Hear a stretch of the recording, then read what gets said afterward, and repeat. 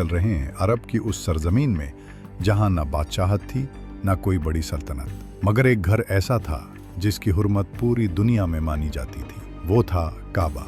ये वो वाक़या है जिसे अल्लाह ने सूरतुल फील में हमेशा के लिए महफूज कर दिया। एक ऐसा लम्हा जब एक बादशाह ने अल्लाह के घर को मिटाने का इरादा किया और अल्लाह ने आसमान से अपने लश्करों को भेजकर उसकी पूरी फौज को खाक में मिला दिया। ये है असहाबे फील की हकीकत, अबाबील के मोजिज़े की दास्तान और रब की कुदरत का वो ऐलान जो क़यामत तक सुनाया जाता रहेगा। ये वो साल था जब नबी करीम सल्लल्लाहु अलैहि वसल्लम की विलादत हुई थी, आमुल फील यानी हाथियों वाला साल। आइए इस अजीम वाक़े को कुरान, हदीस और तारीख़ी रिवायात की रोशनी में समझते हैं। उस वक्त का अरब एक अजीब और उलझा हुआ खित्ता था।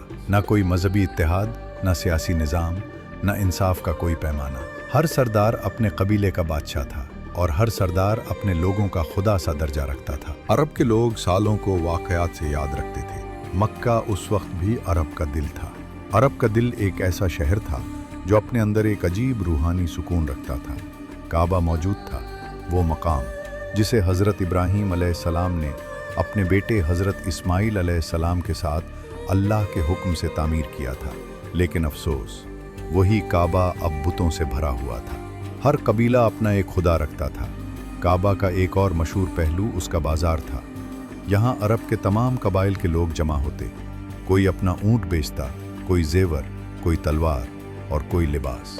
मक्का सिर्फ इबादतगाह नहीं रहा था, बल्कि एक सियासी और तिजारती मरकज़ बन चुका था। हर साल लोग हज करते, लेकिन तौहीद के लिए नहीं, बल्कि अपनी रस्मों के लिए। मक्का की वादी में एक शख्स था जिसका वक़ार और इज़्ज़त हर ज़बान पर थी। वो थे हज़रत अब्दुल मुत्तलिब बिन हाशिम, नबी पाक सल्लल्लाहु अलैहि वसल्लम के दादा। अरब के जुनूब में एक सरजमीन थी जिसे लोग यमन कहते थे। ये जगह अपनी हुस्न, ज़रखेज़ी और इल्मी विरासत के लिए मशहूर थी। लेकिन वक्त गुजरा और यमन की कौमें बिखरने लगी। इसी कमज़ोरी का फ़ायदा उठाया अफ्रीका के उस पार बैठे हबशा यानी एथोपिया के बादशाह ने, जो अरब की सरजमीन पर नज़रें गाढ़े बैठा था। कुछ ही महीनों में हबशा की फ़ौज ने यमन को अपने कब्ज़े में ले लिया। शहर तबाह हुए, लेकिन हबशा ने अपनी हुकूमत मजबूत कर ली। इसी दौरान एक शख्स उभरा, अब्रहा अशरम, जो सख्त मिजाज था मगर बहुत ज़हीन था। एक रात उसने अपने वज़ीर से कहा, यमन का नाम बुलंद करना है। हमें ऐसा काम करना होगा कि अरब वाले हमारी तरफ रुजू करें। सरदार, अरब का दिल मक्का में है। जब तक लोग वहां हैं, अरब पर हुकूमत नहीं की जा सकती। तो फिर वक्त आने पर मक्का से भी निपटना होगा, मगर पहले यमन को मजबूत बनाना है। अब्रहा नसरानी मजहब का मानने वाला था, लेकिन उसके दिल में कहीं न कहीं गुरूर भी पुल रहा था। उसे लगता था कि अब अरब की तकदीर उसके हाथ में है। कुछ ही सालों में यमन की सरजमीन फिर से आबाद हो गई। खेत लहलहा उठे, बाजारों में रौनक लूट आई। एक रात अपने महल की छत पर खड़ा होकर उसने आसमान की तरफ देखा और कहा, मैंने यमन को फिर से जिंदा किया है। मैंने लोगों को आमन दिया है। ये जमीन अब मेरी ताकत की गवाही देगी। यमन की सरजमीन पर जब अब्रहा की हुकूमत मजबूत हो चुकी थी, तो उसके दिल में एक अजीब सा ख्याल पैदा हुआ। ऐसा ख्याल जो उसके तकब्बुर, उसके ईमान की कमजोरी और उसकी सियासी चालाकी को बयान करता था। वो रात का वक्त था। सनहा के आसमान पर चांद आधा हो चुका था और महल के तख्त पर अब्रहा अकेला बैठा सोच रहा था। उसके हाथ में सोने का प्याला था और उसका वजीर वहां मौजूद था। अब्रहा ने गहरी सांस लेकर कहा, तुम जानते हो कि अरब के लोग मक्का की तरफ जाते हैं। वहां एक घर है, काबा। हर साल लाखों लोग उसकी जियारत करते हैं, मगर वो तो एक पुराना घर है, बुत्तों से भरा हुआ। उसमें रखा ही क्या है? फिर उसने बात जारी रखी, यही तो सोचने की बात है। वो घर लोगों के दिलों पर हुकूमत करता है। जब तक अरब का दिल मक्का की तरफ झुका रहेगा, यमन भी उनका सरदार नहीं बन सकता। अगर हमें उनकी तिजारत, उनका एतमाद और उनका मजहबी रूख अपनी तरफ मोड़ना है, तो हमें मक्का से बेहतर एक जगह बनानी होगी। वजीर ने सर झुकाकर कहा, क्या सरदार, किसी नई इमारत की बात कर रहे हैं? अब्रहा की आंखों में चमक आ गई। हाँ, ایک ایسی عمارت جسے دیکھ کر ہر عرب کا سر جھک جائے، ایسی جگہ جہاں وہ کہیں یہی اللہ کا گھر ہے۔ کچھ دنوں بعد ابرہہ نے اپنے تمام علماء، فوجی سرداروں اور مذہبی رہنماؤں کو بلایا۔ سنا کے بڑے محل میں مشعلیں جل رہی تھیں۔ ابرہہ نے تقریر شروع کی۔ اے یمن کے لوگوں، ہم نے تمہیں یمن دیا، دولت دی، اب وقت آ گیا ہے کہ تمہیں ایک ایسی نشانی دی جائے جو ہمیشہ کے لیے رہے۔ لوگ اپنے آپ کو اللہ کے گھر کا رکھوالا سمجھتے ہیں، مگر وہ گھر کتوں سے بھرا ہوا ہے۔ ہم ایک ایسا گھر بنائیں گے جو صرف ایک خدا کی عبادت کے لیے ہوگا، اور اس کی خوبصورتی دیکھ کر عرب والے خود اس کی طرف رجوع کریں گے۔ لوگ آپس میں سرگوشیاں کرنے لگے۔ ایک بزرگ حبشی افسر نے کہا، سردار، کیا آپ مکہ کے مقابلے میں کوئی نیا کعبہ بنانا چاہتے ہیں؟ ابرہہ مسکرایا اور بولا، نہیں، میں مقابلہ نہیں چاہتا، میں ان کا روح بدلنا چاہتا ہوں۔ جب لوگ دیکھیں گے کہ یمن میں کعبہ سے زیادہ حسن، زیادہ نور اور زیادہ عزت ہے تو وہ خود مکہ چھوڑ دیں گے۔ ابرہہ نے اعلان کر دیا، صنعاء میں ایک بہترین عبادت گاہ بنائی جائے گی جو دنیا کی سب سے خوبصورت عمارت ہوگی۔ اس نے اس کا نام رکھا کلیس، یعنی کلیسا۔ تعمیر کے لیے اس نے یمن کے سب سے بہترین مستری، نقاش اور حبشہ کے ماہر اساتذہ بلائے۔ مارب کے سنگ مرمر، حبشہ کی لکڑیاں، روم کے شیشے اور سونے کی قلمکاریاں لگوائی گئیں۔ کلیس کی تعمیر میں سال لگ گئے۔ ہر دیوار میں رنگ برنگے پتھر جڑے، چھتوں پر سونے کی پٹیاں، دروازوں پر چاندی کی نقاشی اور دیواروں پر رومی نقش و نگار کی طرز پر پھول پتیوں کی سجاوٹ کی گئی۔ بات میں تکبر تھا مگر جذبہ بھی تھا۔ کئی سال بعد کلیس کی تعمیر مکمل ہوئی۔ جب پہلی بار سورج کی کرنیں اس کے شیشوں سے ٹکرائیں تو پوری سنا سنہری روشنی میں نہا اٹھی۔ لوگ دنگ رہ گئے۔ دیواریں اس طرح چمک رہی تھیں جیسے ان میں نور بھر گیا ہو۔ ابرہہ نے سب کو بلایا اور کہا، دیکھو، یہ ہے ہماری طاقت کا نشان۔ اب بتاؤ، کیا مکہ والوں کا کعبہ اس سے بہتر ہے؟ ایک شخص نے ہچکچاتے ہوئے کہا، مگر سردار، مکہ والوں کا اعتبار دلوں میں ہے، پتھروں میں نہیں۔ ابرہہ غصے سے بولا، دلوں کو بھی بدلا جا سکتا ہے۔ اب وہ وقت آئے گا جب عرب کے قافلے اسی گھر کی طرف رخ کریں گے۔ ایک دن اس نے اپنے وزیر کو بلایا اور کہا، اب وقت آ گیا ہے کہ ہم عرب والوں کو بتا دیں کہ ان کا اصل قبلہ اب یہی ہے، قلیس۔ وزیر نے سر جھکا کر کہا، سردار، مگر مکہ والوں کا دل اس پرانے گھر سے جڑا ہے، وہ مانیں گے نہیں۔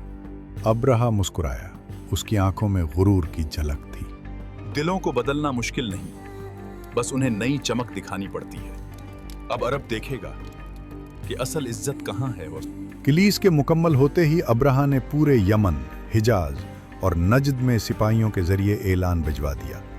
ہر قبیلے تک ایک فرمان پہنچایا گیا، اب حج اور طواف کا مرکز مکہ نہیں بلکہ صنعاء میں بنایا گیا نیا بیت الحرام کلیس ہے۔ جو شخص اللہ کی عبادت کرنا چاہتا ہے وہ یہیں آئے جہاں حقیقی نور اور برکت ہے۔ یہ خبر جب مکہ پہنچی تو پورا شہر ہل گیا۔ قریش کے سردار کعبہ کے سائے میں جمع ہو گئے۔ ایک نوجوان جوش میں بولا، کیا یہ حبشی بادشاہ ہم سے ہمارا کعبہ چھین لے گا؟ وہ سمجھتا ہے کہ سونے اور چاندی سے گھر بنا کر ہماری روح خرید لے گا۔ دوسرا بولا، وہ تو یہ بھی کہہ رہا ہے کہ حج بھی وہیں ہوگا۔ اگر لوگوں نے مان لیا تو مکہ کی تجارت بھی ختم ہو جائے گی۔ ایک نوجوان بولا، نہیں، ایسا نہیں ہو سکتا۔ پھر حضرت عبد المطلب بن ہاشم نے دھیمی مگر مضبوط لہجے میں کہا، لوگوں، یہ گھر صرف پتھروں کا نہیں، یہ دعاؤں کا گھر ہے۔ اس کو ابراہیم علیہ السلام نے بنایا تھا۔ اس میں نبیوں کے قدموں کی نشانی ہے۔ کون بدل سکتا ہے اللہ کے بنائے ہوئے قبلے کو؟ کچھ دنوں بعد ابراہہ کا ایک سفیر مکہ پہنچا۔ اس کے کپڑے ریشمی تھے، ہاتھ میں ابراہہ کا مہر لگا ہوا خط تھا۔ وہ کعبہ کے قریب آیا اور بولا، میں یمن کے بادشاہ इब्राहुल अशरम का पैगाम लाया हूँ। उसने सना में एक इमारत बनवाई है, इतनी खूबसूरत कि तुम्हारा काबा उसके सामने फेंका पड़ जाएगा। हजरत अब्दुल मलिक आगे बढ़े और बोले, ऐ आदमी, ये घर अल्लाह का है। अगर उसने तकब्बुर किया तो उसका अंजाम वही होगा जो हर घमंडी का होता है। सफीर हंसा और पूछा, तुम्हारे पास ना फौज है ना ताकत, कैसे रोकूंगे इसे? हजरत अब्दुल मलिक ने सुकून से जवाब दिया, इस घर का रब खुद उसका रखवाला है। जो इस पर कदम बढ़ाएगा अल्लाह उसकी चाल उलट देगा। एक नौजवान ने कहा, हमें जवाब देना चाहिए, हम अपने काबा की तौहीन बर्दाश्त नहीं कर सकते। दूसरा बोला, मगर कैसे? वो बादशाह है, उसकी फौज का कोई मुकाबला नहीं। अब्दुल मलिक ने दोनों को देखा और कहा, बैठो, सब्र करो। जो अल्लाह का घर है उसे इंसान नहीं मिटा सकता। जब तक अल्लाह का हुक्म नहीं, कोई ताकत उसे छू नहीं सकती।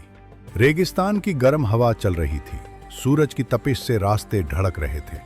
अब्राहा ने ऊंचे तख्त से देखा और बोला, हनीता, तुम लौट आए।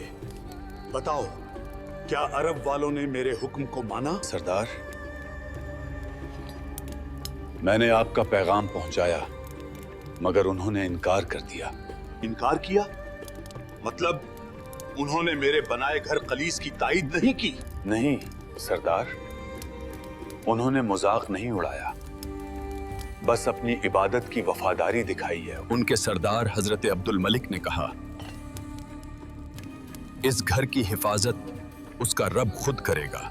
रब उनका देखो कैसे बचाता है उनका घर, जब मैं मक्का पर चढ़ाई करूंगा। सरदार, मक्का वालों के दिलों में अपने घर के लिए मोहब्बत है। अगर आप जंग करें तो अरब बिखर सकता है। जो मेरा हुक्म नहीं मानता वो दुश्मन है। मक्का का बाजार उस दिन कुछ अलग मंजर पेश कर रहा था। हर तरफ बेचैनी थी, भीड़ बढ़ती गई, कुछ लोग आते रहे। एक ने कहा, हमारी दुआएं, हमारी नजरें, हमारे बच्चे सब इस घर के साए में पलते हैं, कोई इसे हमसे छीन नहीं सकता। एक अरब ने रात के वक्त उसकी इबादतगाह की बेहुरमती कर दी। ये बात अब्राहा के लिए बर्दाश्त से बाहर थी। अलकुलीस की बेहुरमती ने अब्राहा के अंदर आग लगा दी थी। उसे लगता था कि अगर उसने काबा को गिरा दिया तो पूरा अरब उसके सामने झुक जाएगा। इसी सोच के साथ उसने मक्का की तरफ यलगार की तैयारी शुरू कर दी। अब्राहा ने यमन के तमाम इलाकों से आला तरीन सिपाही बुलाए। हबशी, यमानी, जुनूबी अरब के कबाइल के जंगजू, हर तरफ से फौज एक जगह जमा होने लगी। ये एक तबाहकुन लश्कर था जिसमें हजारों सिपाही, घोड़े, जिर्रा बख्तर, नेज़े, तलवारें और जंगी साजो सामान शामिल थे। लेकिन अब्राहा की सबसे बड़ी ताकत वो थी जिसे अरब ने पहले कभी नहीं देखा था, हाथी। अब्राहा ने अपनी फौज से कहा, जब मेरा लश्कर अरब में दाखिल होगा कोई कबीला हमारा मुकाबला नहीं कर सकेगा, और जब काबा ढाएगा तो पूरा अरब मेरे सामने सजदा करेगा। फिर उसने अपने हाथी महमूद के पास जाकर हाथ फेरते हुए कहा, ये हाथी मक्का की दीवारों को गिराकर रख देगा। लश्कर की रवानगी के दिन सन्हा में शोर था, धूल उड़ रही थी और जंगी नारे लग रहे थे, और हजारों सिपाही सीधी सफों में खड़े थे, और आगे आगे वो बड़े हाथी थे जिनकी मौजूदगी से जमीन हिल रही थी। अब्राहा अपने सोने के तख्त पर खड़ा होकर फौज के सामने नारा लगाता है, हम काबा को मिटा डालेंगे। अब्राहा के लश्कर की रवानगी की खबर पूरे अरब में जंगल में आग की तरह फैल गई। अरब के सहराओं में कभी हाथी नहीं देखे जाते थे। ये जानवर सिर्फ हबशा, अफ्रीका और हिंदुस्तान की सल्तनतों में होते थे। जब अब्राहा का लश्कर यमन से शुमाली जाने बढ़ा तो रास्ते के कबाइल हैरत में आ गए। जमीन हिलती महसूस होती और दूर से धूल का बादल उगता था।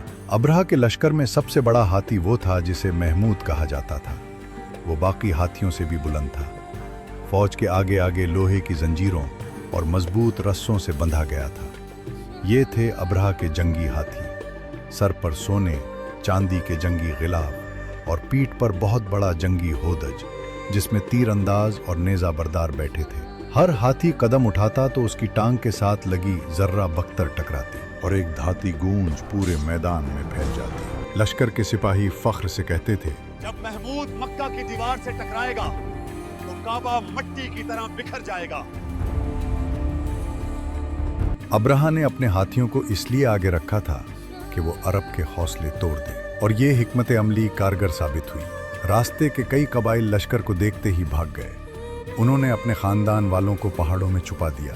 अब्राहा की फौज सबसे पहले कबीला खुसअम की सरजमीन में पहुंची। उस कबीले ने मुकाबला करने की कोशिश की, लेकिन अब्राहा ने हुक्म दिया, जो मुकाबला करे खत्म कर दो। कबीला खुसअम का मुकाबला चंद घंटों में खत्म हो गया। लोग मारे गए, गिरफ्तार हुए और मवेशी लूट लिए गए। अब्राहा का लश्कर जब आगे बढ़ा तो नखा और हवाजन ने दूर से लश्कर को देखा और समझ गए कि ये लड़ाई उनकी ताकत में नहीं। उन कबाइल ने अपने घर छोड़ दिए और अपने खानदानों को पहाड़ों और घाटियों में छुपा लिया। जब लश्कर ताइफ के करीब पहुंचा तो ताइफ के सरदार अब्राहा से खौफजदा थे। उन्होंने अब्राहा से कहा कि वो मक्का वालों से नहीं बल्कि उनसे वफादार है और उनकी इबादतगाह लात का बुत महफूज रहे। उन्होंने अब्राहा को रास्ता और मदद दी। अब्राहा का लश्कर लंबा सफ़र तय करता हुआ आखिरकार मक्का के करीब वादी मुगम्मिस में पहुंचा। ये वो मकान था जो मक्का से कुछ दूर था, जहां बाहर से आने वाले काफिले अक्सर क़याम करते थे। अब्राहा ने हुक्म दिया, लश्कर यहाँ खैमे गाड़े।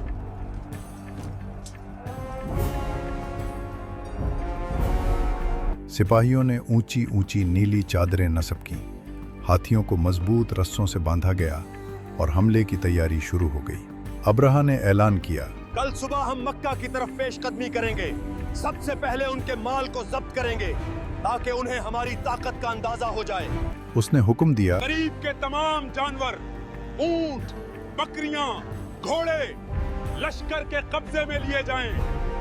इसी दौरान उसके सिपाहियों ने कुरैश के 200 ऊंट भी पकड़ लिए, जिनमें हजरत अब्दुल मुतलिब नबी करीम के दादा के ऊंट भी शामिल थे। जब ये खबरें मक्का तक पहुंची तो मक्का की फजा बदल गई। ताजिरों के काफिले रुक गए, बाजार खामोश हो गए, खौफ और गुस्से की एक लहर दौड़ गई। लेकिन वो जानते थे कि बराह रास्त लड़ाई पूरे शहर के लिए तबाही का बाइस बनेगी। रात के वक्त मक्का के दिल में खौफ के साए थे। अब्राहा अपने महल जैसे खेमे में आराम कर रहा था और उसके ख्याल में उसकी जीत यकीनी थी।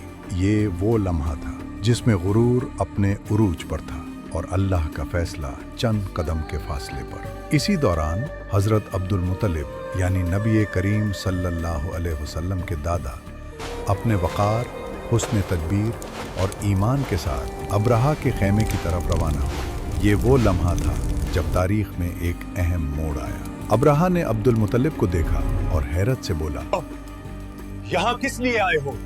मेरे 200 ऊंट तुम्हारी फौज ने अपने कब्जे में ले लिए हैं और ये मेरा माल है। मैं ऊंटों का मालिक हूं। मैं समझा था कि तुम अपने मुकद्दस घर के बारे में बात करोगे, मगर तुम अपने ऊंट मांगने आए हो। हजरत अब्दुल मुतलिब ने वक़ार से जवाब दिया, काबा का मालिक अल्लाह, वो खुद इसकी हिफाजत करेगा। अब्राहा इस बात से मुतमईन न हुआ, मगर ये अल्फाज तारीख की एक अटल हकीकत की बुनियाद बन गए कि काबा की हिफाजत इंसानी ताकत से नहीं बल्कि रब्बे कायनात की मर्जी से होती है। ये मुलाकात सिर्फ मक्का के लिए नहीं बल्कि आने वाली सदियों के लिए एक अजीम सबक थी। गुरूर, ताकत और धौंस इंसान के लिए महदूद हैं और अल्लाह की हिफाजत के आगे हर शय बेबस है। हज़रत अब्दुल मुतलिब के ये अल्फाज लश्कर के सामने इंसान की आजिज़ी और अल्लाह की कुदरत का खुला ऐलान बन गए और इसी यकीन ने कुरैश को ये हौसला दिया कि वो पहाड़ों की तरफ निकल जाएं और अपने ख़ानदानों को महफूज कर लें। अब्राहा का लश्कर मक्का के करीब पहुंच चुका था और शहर के अंदर खौफ की फ़ज़ा छा चुकी थी। मर्द, औरतें और बच्चे अपने घर छोड़कर पहाड़ों की तरफ भाग रहे थे। कोई अपने अहले खाना को उठाकर छोटी छोटी वादियों में छुपा रहा था। मक्का की गली कूचों में खामोशी तारी हो गई। सिर्फ गर्म हवा की सरसराहट और कहीं दूर ऊंटों के कदमों की आहट सुनाई देती थी। हजरत अब्दुल मुतल्लिब पहाड़ों के दरमियान खड़े अपनी दुआओं में मशगूल थे। उन्होंने आसमान की तरफ हाथ उठाकर कहा, ऐ अल्लाह, ये तेरा घर है। हम कमजोर हैं और हमारी ताकत महदूद है। तू ही मक्का की हिफाजत फरमा है। सुबह का वक्त हुआ। अब्राहा का लश्कर पूरी कुव्वत के साथ मक्का की सिमत सफ आ रहा था। सबसे आगे हाथी महमूद खड़ा था। उसके कदम जमीन को दबाते और फौज के हौसले बुलंद करते थे। अब्राहा ने हुक्म दिया, आगे बढ़ो, काबा को मिटा दो।